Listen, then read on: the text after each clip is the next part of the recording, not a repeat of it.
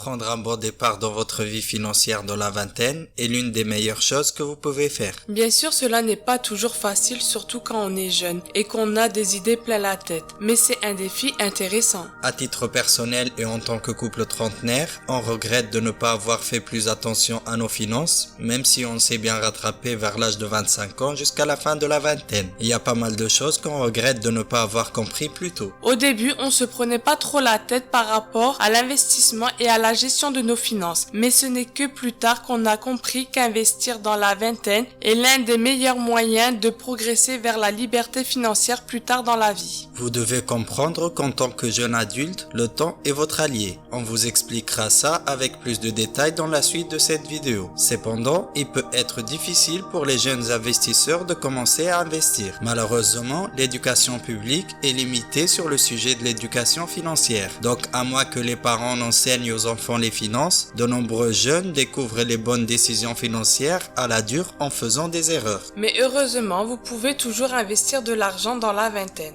Donc dans cette vidéo, on a décidé de donner quelques conseils financiers pour vos 20 ans. Si vous faites partie des jeunes adultes, ces conseils financiers vous permettront de prendre une longueur d'avance pendant cette période, en espérant plus que dans le futur, vous nous remercierez. Avant de lancer notre jingle et de passer à la suite, si vous venez de découvrir notre chaîne, bienvenue avec nous. Le couple investi, nous sommes un couple de frugalistes et sur cette chaîne, on parle de frugalisme, d'épargne et d'investissement dans le but de devenir libre financièrement. Si notre contenu vous plaît, n'hésitez pas à liker la vidéo et à vous abonner pour plus de contenu. Merci à vous qui nous suivez. Vous êtes de plus en plus nombreux et cela nous fait plaisir. Merci pour vos commentaires, vos retours et vos encouragements.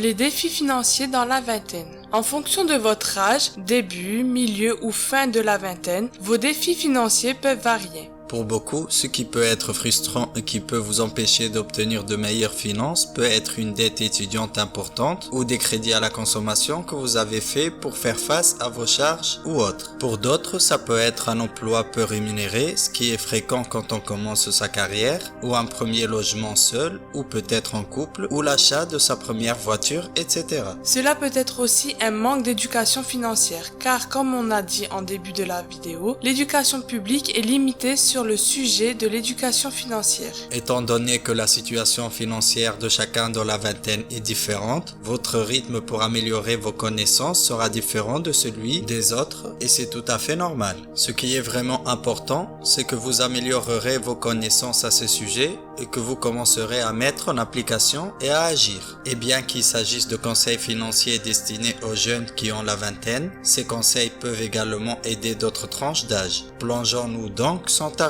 L'avantage de commencer tôt.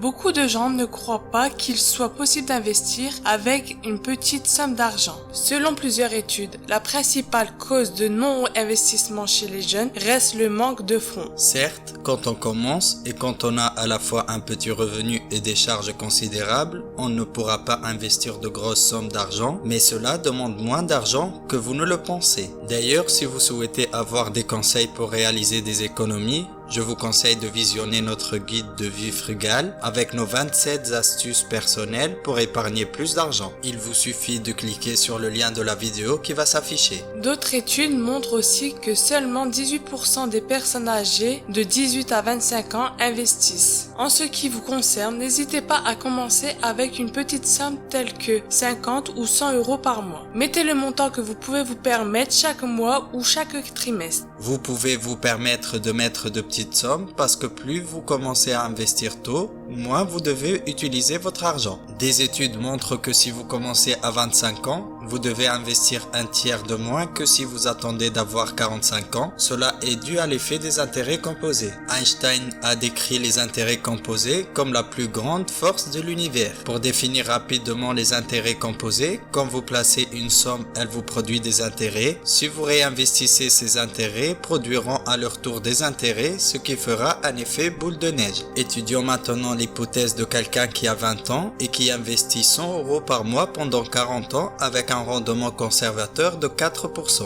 À 60 ans, il aura accumulé la somme de 114 000 € en investissant seulement 48 000 € et en gagnant 66 000 € d'intérêts composés. Si maintenant une autre personne veut avoir la même somme, à quelques centaines d'euros près, mais en commençant à investir à 40 ans avec l'hypothèse du même rendement, elle devra mettre environ 320 € par mois en plaçant l'équivalent de 78 600 €, soit 30 600 € de plus que la personne de 20 ans parce que cette dernière de 20 ans a gagné plus avec les intérêts composés. Bien sûr, ces calculs sont juste à titre d'exemple pour faciliter l'explication. On peut faire mieux comme on peut se planter. Maintenant que vous avez saisi l'importance de commencer à investir tôt, passons au conseil suivant. Améliorez vos compétences.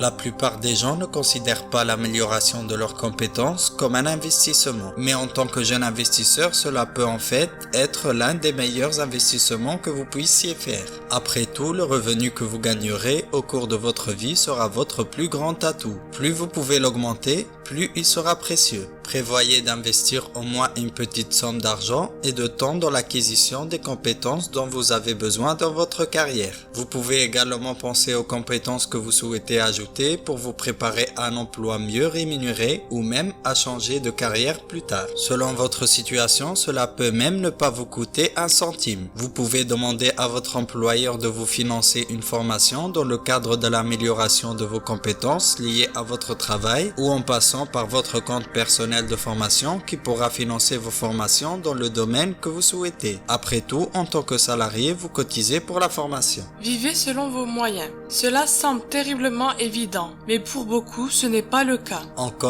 On a passé quelques années de notre vingtaine à utiliser des cartes de crédit pour ne pas avoir à nous limiter en nourriture, en vêtements ou en plaisir. Nettoyer ce gâchis a pris presque le reste de notre vingtaine et nous a fait reculer un peu. Commencez dès maintenant à vivre avec un budget qui permet à vos sorties de rester inférieures à vos entrées. Ne portez pas trop d'attention aux avis des autres. Quoi que fassent vos amis, n'essayez pas de les suivre. En général, ils s'endettent pour préserver des apparences et ne s'inquiètent pas de besoins financiers futurs. Alors ne soyez pas victime de ce piège.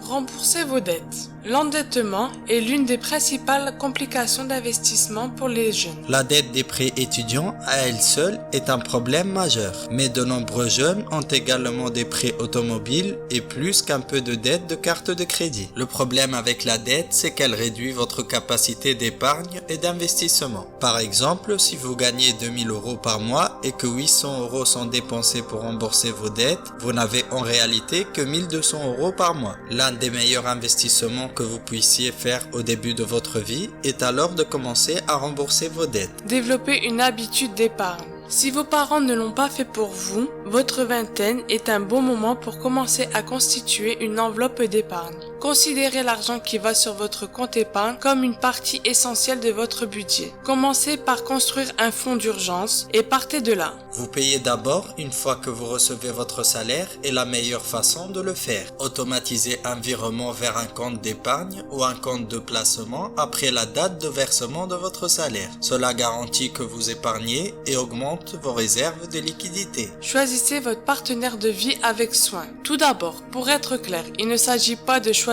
son ou sa partenaire sur une base de critères financiers. Bien sûr que ça serait totalement absurde. Vous n'avez pas non plus à être d'accord sur tous les problèmes financiers. Vous devriez toujours choisir un partenaire de vie qui a les mêmes objectifs et valeurs que vous. Même si vous ou votre partenaire avez des problèmes maintenant, vous êtes sur la bonne voie si vous travaillez ensemble à les résoudre. Si vous envisagez de combiner vos finances avec votre conjoint, la communication et l'honnêteté sont particulièrement importantes. À titre d'exemple, nous avons opté pour le frugalisme comme mode de vie qui nous correspond tous les deux. On vous explique d'ailleurs ce mode de vie dans l'une de nos vidéos. Commencez à investir en bourse. En tant que jeune investisseur, vos investissements doivent être concentrés sur des actifs axés sur la croissance. En effet, dans les décennies à venir, vous pourrez profiter de taux de rendement bien plus élevés sur des investissements de croissance comme les actions de croissance que ceux que vous pouvez obtenir sur des investissements sûrs comme le livret A qui vous fait perdre de l'argent en réalité avec l'inflation. Si vous voulez en savoir plus par rapport à l'inflation, je vous invite à regarder notre vidéo à ce sujet. L'indice S&P 500 a fourni un taux de rendement rendement annuel moyen de 10% depuis 1926. C'est une source incroyablement puissante de revenus composés. Alors que le marché boursier est plutôt volatile pour différentes raisons, comme les inquiétudes suscitées par la propagation rapide du coronavirus dernièrement, les actions restent un bon choix si vous êtes jeune.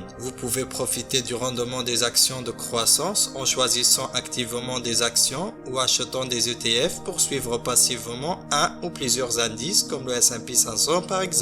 Je vous conseille également notre vidéo qui explique plusieurs méthodes pour investir en bourse. De plus, vous avez amplement le temps de surmonter les creux actuels du marché boursier. Assurez-vous simplement de n'investir que l'argent dont vous n'avez pas besoin actuellement. Certes, les marchés financiers sont volatiles et vous pouvez facilement perdre de l'argent, mais quand on est jeune, c'est un risque qu'on peut facilement se permettre de prendre. C'est un risque qu'on a choisi personnellement de prendre. On vous présente d'ailleurs chaque fin de mois notre portefeuille boursier PEA. N'hésitez pas à investir en bourse même avec de petites sommes. Plusieurs courtiers proposent l'achat de fractions d'actions, ce qui est pratique si vous avez un petit capital. Achetez votre maison ou investissez dans l'immobilier. Être propriétaire de votre résidence principale vous permet d'avoir un bien qui va s'apprécier sur de nombreuses années. Cela se fait en remboursant progressivement votre crédit et en augmentant la valeur de la propriété. Posséder un bien immobilier a aussi l'avantage d'avoir un effet de levier parce que vous utilisez l'argent de la banque à votre avantage. Acheter sa résidence principale ou acheter un bien que vous metteriez en location est définitivement un excellent investissement quand on est jeune. Mais vous devrez faire une analyse sérieuse pour déterminer lequel des deux est le bon choix qui vous correspond le mieux à ce stade de votre vie. Pour conclure,